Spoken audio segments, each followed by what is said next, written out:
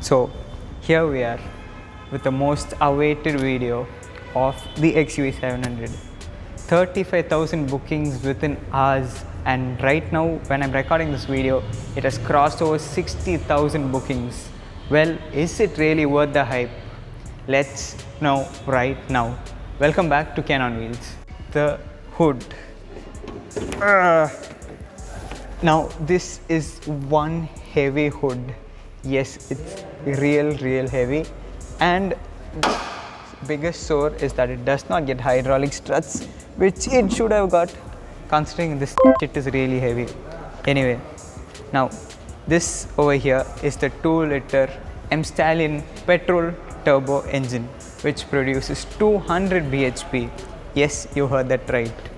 And overall it has a very clean engine bay, I would say. You get a huge air filter there, and for the first time I'm seeing purple colored coolant, which is interesting, and you get a bit of fake carbon fiber treatment on the engine cover, and overall it's very neat and cleanly packed.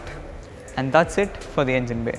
So moving right onto the front, it has a massive grille which actually looks nice, unlike being a cheese grater. And the headlights, they steal the show. They are fully LED ones, and you also get a full LED fog lamp. And if you notice, there are actual vents over here which channel air towards the front brakes. And apart from that, the front overall has a very masculine look, and especially the hood plays a very vital role. These curves and these mild lines make it really muscular and masculine. And that's it for the front. Let's move to the side. Now, the overall side profile of the car reminds you a lot of the XUV 500, but what has changed is the alloys. They've gone bigger, they've gone 18 inches, and yes, you do get a diamond cut version of it. And the mirrors have also gone through a total cosmetic change, and yes, the 360-degree cameras are also housed within them. Now, moving to the most controversial part, the Tesla style door handles. Well, they look really cool, but then we don't know how reliable these are going to be in the long term. And apart from that, the whole side profile is very much the XUV 500.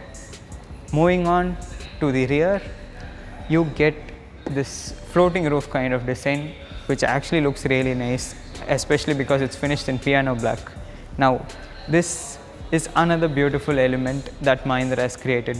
It does look more like the 500's facelifted taillight, but then it suits the whole design vibe. And yes, parking sensors, your reverse parking camera, and not to forget Mahindra's new logo. And this variant we have here today is the top of the line, the AX7L. And overall it's a very masculine and bulky design, so not everyone like it, but if you ask me, I'm a big fan of this. A few moments later, the roof is another big change that Mahindra has made. Yes, they've left the shark fin antenna as it is, but this, as you can see, the sky roof is the talk of the town. It looks huge, and let's see how airy and more light it can pull into the cabin. Now, the next most controversial bit of the XUV 700 is this, the fiber boot. So let's see if that really is an issue. Well, one touch and it opens up. Well, talking about boot space, it's not much, and considering this is the 7-seater version, this is all that you can expect. But if you don't want the rear 2 seats, and if you want more of the boot space, it's advisable that you get the 5-seater option, which is also available as well. So that's it for the walk around. And if you just notice that the seat actually goes behind all by itself because it has the memory functions. And talking about memory functions, it also pushes you back into place. And these are the controls for the electrically adjustable seats, which look very murkish. And let's get on to the right door and the fit and finish of the plastics. Well, you do get quite hard plastics on top, but this beige bit is soft plastic. You get a very neat and elegant brushed aluminum style door handle with the lock switch, and you get some more silver accents here, and for the handle as such on the inside you get a piano black finish. Talking about the switches, we have on the driver's side armrests, you get your power window buttons and the overall central locking switch, as well as the mirror to, as well as the button to retract your mirror. So all this is actually basic features for today's standards. Talking about the steering wheel, yes, it is leather wrapped. It has a partial flat bottom, I would say, and you get these boulders which gives you a nice sporty look. Now it also houses Mahindra's new logo, a bit of piano black and silver inserts all through on the three wheels, on the three spokes, and on the right you get your cruise settings and the controls for your fully digital dash. You can choose from navigation or your driver assist settings, and also all the ADAS features, considering that this is the automatic variant. And this is all that you get. It shows you the different driver assist modes, and you can manually opt for the blind view monitoring, the drowsiness detection, the tire pressure monitoring system, and a lot more. And moving on to driver assistance, you can set the adaptive cruise control to your liking, the emergency braking, because for India the auto braking feature is kind of a bane, because with our local traffic it's going to be a pain. So all this is controlled by the switches on the right hand side of the steering. Now moving on to the left is your basic multimedia settings with your source, your volume and your track selection, and also for your Bluetooth controls to pick up and cut calls. Moving on to the overall design of the dash, it reminds us of the S-Class, because twin displays, each of them which are really huge with a size of 10.25 inches. Now the upper part of the dash is quite hard, but then the middle is soft. It is leather stitched as well. You get some glossy silver inserts, and the dual tone finish moves on to black. The AC vents are pretty decently placed, and of course you do get dual zone climate control, and you get controls for manually switching off the passenger side airbag, and you get your hazard controls and your controls for the 360-degree parking camera. And this is your gear selector, and the new 700 also gets automatic electronic parking brakes with the auto hold feature for the automatic variants. And speaking about the Merc-like screens, you also get the Merc-like knob here and a few buttons with which you can toggle and play around with your screen up front.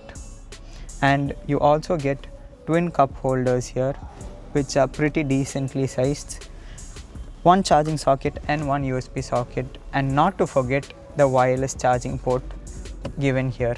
And remember, all these bells and whistles are only available in the AX7 luxury variant. That's something that Mahindra was really flexing as a feature in this car. Well, let's check out what that is. Or should I rather say, shall we call her? Alexa, open the sunroof. Okay. And yes, here she is in action.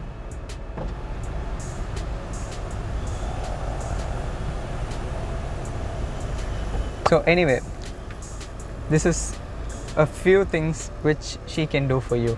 Alexa, close the sunroof. Okay. Well, there she is, an assistant for you.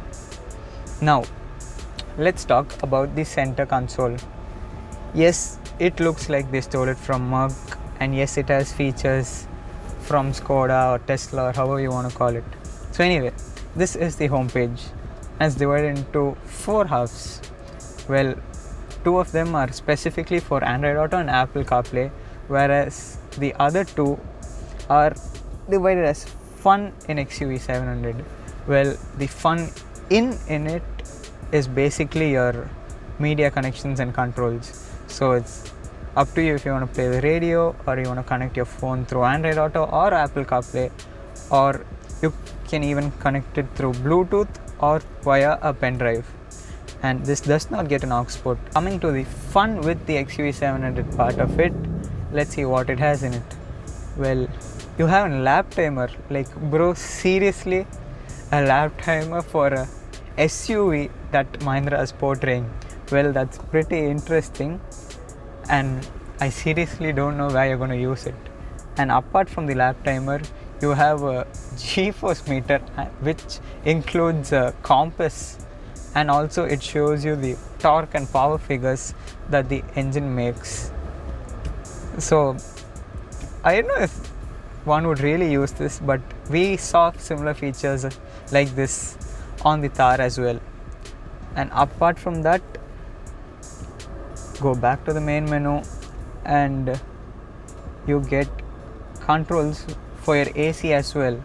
Even though there are physical buttons and knobs present, you can use the touchscreen as well to control your temperature as well as all the other settings for the AC. Well, that is really cool. Let's have a glimpse of how the audio system sounds. And Mahindra calls this 3D surround system. I know why.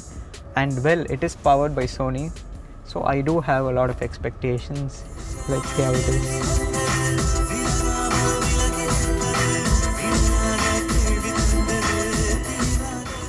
Well, it is pretty decent.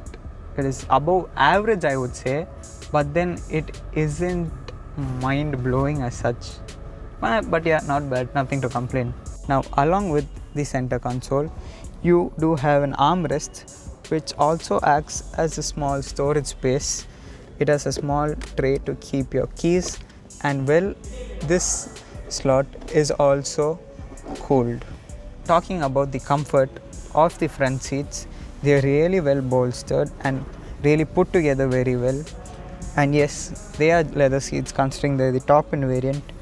Under thigh support is fantastic, and it does hold you in place. And apart from that, you don't get lumbar support on this like you do on the Thar, but it has a very well balanced, and the headrest is of a very well shaped one.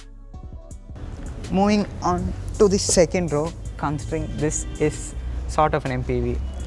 Alright, now under thigh support again is fantastic, because I'm around 5 feet 8 and this suits me really well. There's nothing to complain about as such, and knee room is also sufficient considering the driver's seat is adjusted to my liking, and there's still plenty of knee room available. About the headroom, this might be a problem for taller people, especially if you're a 6-footer or above. And apart from that, you do get grab handles with an hook, and yes, you get all LED lights around the cabin. You do get a small headrest for the 5th occupant, and it also acts as an armrest with twin cup holders. Now, why did I say that 5 people can actually sit is because the floor hump is very minimal, and hence 5 people can comfortably sit down here. And you also get your AC vents here, and also a Type-C charging socket for the rear occupants. Now, moving on to the third row of the XUV 700. Well, this one knob acts for both. It does push the seat down as well as it tumbles on top. So ingress is a bit difficult. And talking about comfort, knee room is kind of inexistent with the seat. So there's nothing to complain here, because cars in this league, which offer 7 seats, are made only for children. And if you're going to complain about this, it's up to you, because be it the Innova or the Hexa, the last row isn't that great, and it isn't the place you should be in. Rather put your kids in. So that's it. And apart from that, your kids will surely get an AC vent, and your kids will also get a charging socket with separate controls for their AC. So they're not going to be annoying you if you're on a road trip.